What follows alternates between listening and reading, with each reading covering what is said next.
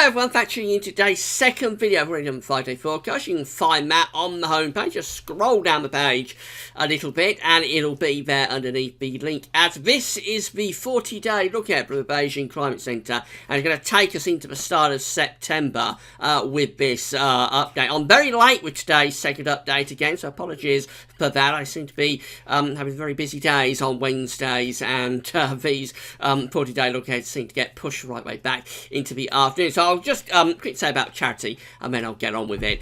We're raising money for the Warwickshire and Northamptonshire Air Ambulance throughout July, and we've had a phenomenal response to this. We have gone up to £1,021.54. So a huge thank you to everybody that's donated. We had 65 donations from very, very kind people who have got us up to this phenomenal amount of money, £1,021. Now, yesterday I said I was hoping we'd get to £1,000 by the end of the charity fundraiser, which is going to be on Sunday. We'll finish all this up and finish it on Sunday, last day of July. We've got to £1,000 well before the weekend, but I'm going to carry on running it anyway because it's always been planned that I'll run this to the end of July. So please keep your donations coming, and let's just see how far we can push this up beyond £1,000. It'd be very nice if we could raise this further between now and Sunday.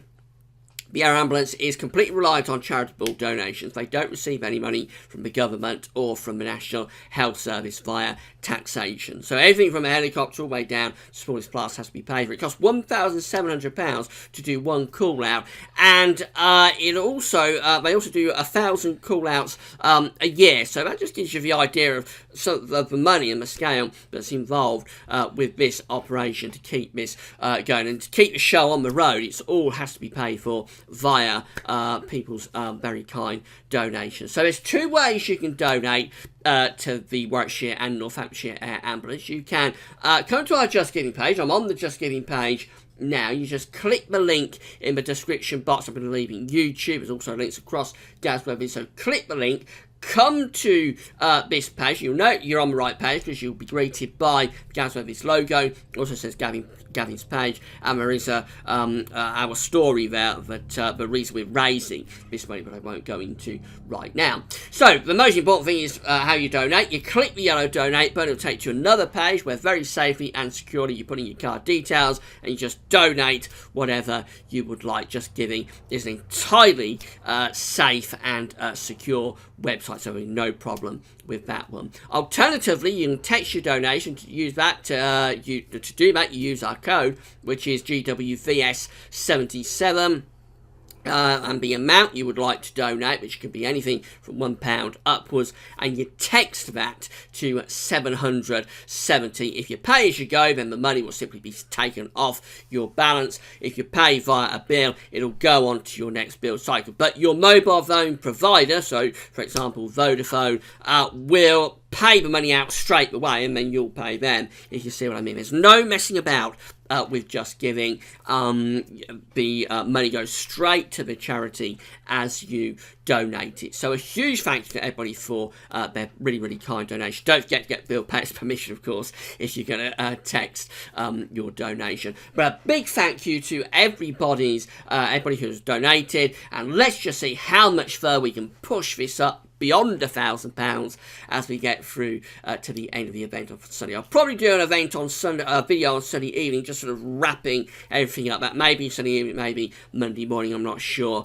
But there will be a video that has a final total when we add it all together and see how much we have raised. Big thank you to everybody for their donations so far. Right, let's get on with the 40-day look ahead with Beijing Climate Centre. It's going to take us up to the start of September, as I said at the start of the video. So these break down to 10-day periods. The first 10-day period taking us from the 26th of July through to the 4th of August, so the 10 days that we're currently in. As ever with these charts, blue extrapolates to below average heights, which is low pressure, and orange, red, the brighter colours, extrapolate to above average heights, and that's high pressure.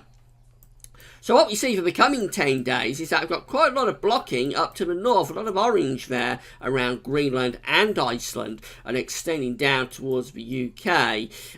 You will think that's mainly settled, but I think the jet stream is probably running underneath that block to some degree. So for particularly southern parts of the country, we may be bringing up some showery bursts of rain. But the main thing with this is that it's probably quite cool air that's coming down around this blocking feature from a north or northwesterly type direction. So it's hard to decipher because it is an odd-looking chart, but I would have thought a fair amount of settled weather, some rain at times in the south, and temperatures probably on the cool side. We will have a look at the corresponding temperature precipitation anomalies that go with these 500 millibar heights in a moment.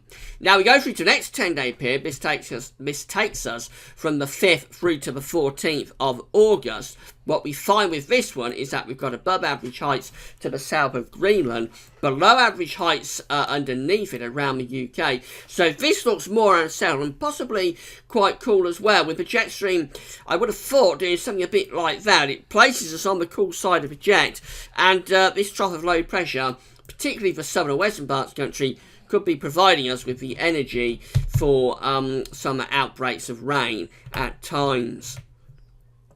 This is the next 10-day period, going from the 15th through the 24th of August. Again, very similar idea. We've got above average heights around Greenland and Iceland, below average heights underneath it. Again, the flow could be coming in from an easterly type direction.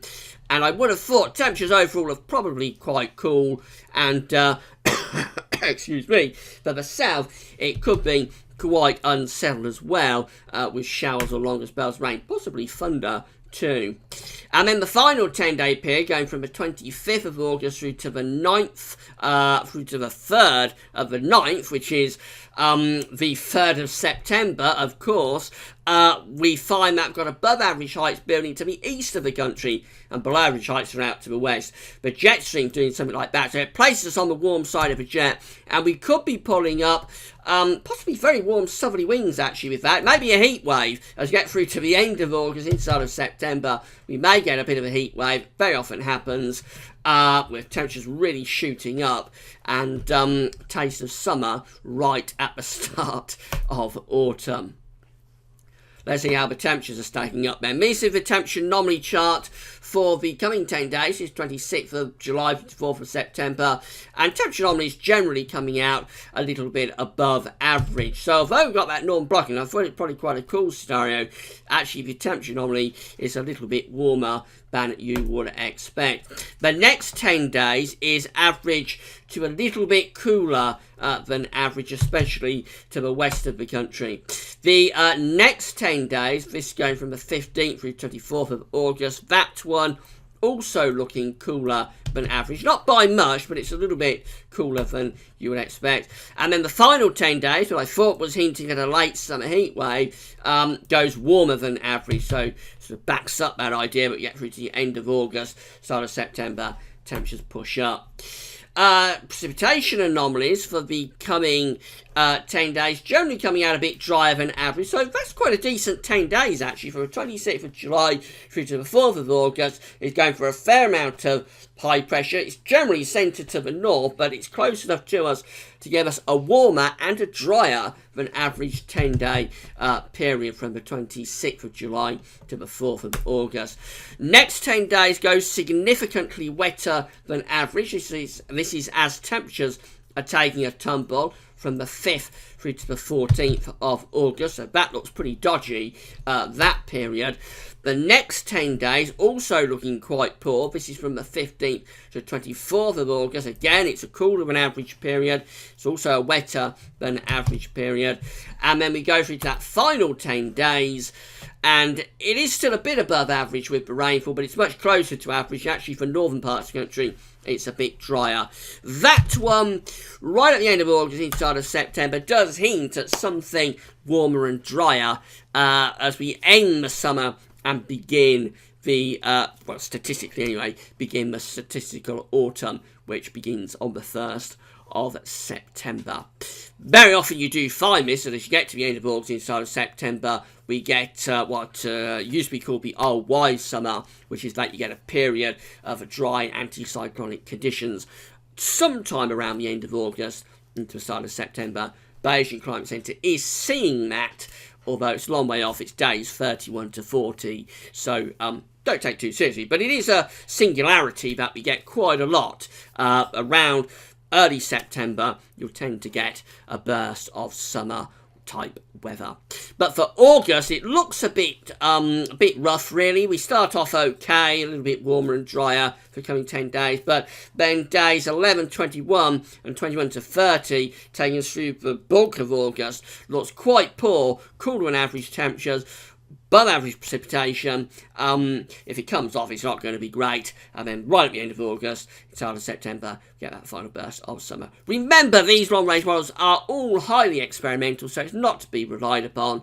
We'll just see how it goes. We're going to do the JMA Friday on Friday, have a look at the month ahead with Japanese and CFSV2. That's all for now. Don't forget to check out Friday's broadcast if you've not yet done so. And of course, please donate to the Warwickshire and Northamptonshire Air Ambulance if you haven't done that already. That's all for now. Thanks for watching.